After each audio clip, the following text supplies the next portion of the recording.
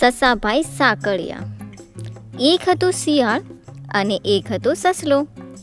બંને જણાને એકવાર ભાઈબંધી થઈ. બેવ જણા એકવાર ગામ ચાલ્યા. રસ્તામાં બે માર્ગ આવ્યા. એક માર્ગ હતો ચામડાનો અને બીજો હતો લોઢાનો. શિયાળ કહે, હું ચામડાને રસ્તે ચાલું. પછી શિયાળ ચામડાના રસ્તે ચાલ્યું અને સસલો લોઢાના રસ્તે ચાલ્યો. લોઢાના રસ્તે ચાલતા ચાલતા એક બાવાની મઢી આવી. સસલાને ખૂબ ભૂખ લાગી હતી, તેથી તે બાવાજીની મઢીમાં ગયો. મઢીમાં આમ તેમ જોયું તો ત્યાં તો ભાઈને ગાંઠિયા ને પેંડા હાથ લાગ્યા. સસલા ભાઈએ તો ખૂબ ખાધું અને પછી લાંબા થઈને મઢીમાં બારણા બંધ કરીને સૂતા. આટલામાં બાવો આવ્યો ને મઢીના બારણા બંધ જોઈને બાવાએ પૂછ્યું, એ મારી મઢીમાં કોણ છે? અંદરથી સસલાભાઈ તો ખૂબ રોફતી બોલ્યા, એ તો સસોભાઈ સાંકળિયા. ડાબા પગે ડામ, ભાગ બાવા, નીકર તારી તંબુડી તોડી નાખું. બાવો તો બીને ભાગ્યો. ગામમાં જઈને એક પટેલને તેડી આવ્યો. પટેલે ઝૂંપડી પાસે જઈને બોલ્યો, બાવાજીની ઝૂંપડીમાં કોણ છે? અંદરથી રોફ કરી ફરીથી સસાભાઈ બોલ્યા, એ તો સસોભાઈ સાંકળિયા. ડાબા પગે ડામ, ભાગ પટેલ, નીકર તારી પટલાઈ તોડી નાખું.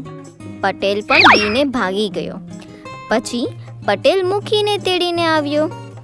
મુખી કહે, કોણ છે ત્યાં બાવાજીની ઝૂંપડીમાં? સૂતા સૂતા સસલાભાઈએ રોફ બંધ કહ્યું, એ તો સસોભાઈ સાંકળિયા. ડાબા પગે ડામ, ભાગ મુખી, નીકર તારું મુખીપણું તોડી નાખીશ. આ સાંભળીને મુખી પણ બીને નાસી ગયો. પછી તો બાવાજી પણ ગયા, બધા ગયા. પછી સસલાભાઈ મઢીમાંથી બહાર નીકળ્યા. શિયાળને મળ્યા ને બધી વાત કહી. શિયાળને પણ ગાંઠિયા પેંડા ખાવાનું મન થયું.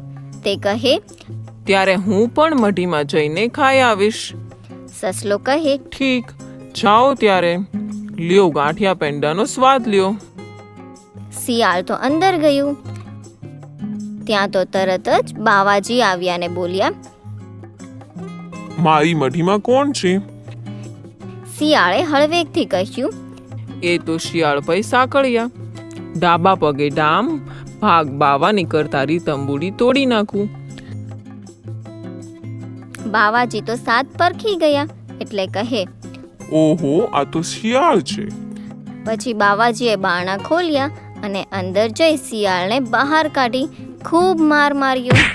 શિયાળભાઈને તો ગાંઠિયા પેંડા ના મળ્યા અને માર ખાઈ ઊભી પૂંછડીએ ઓયમાં કરતા ભાગ્યા.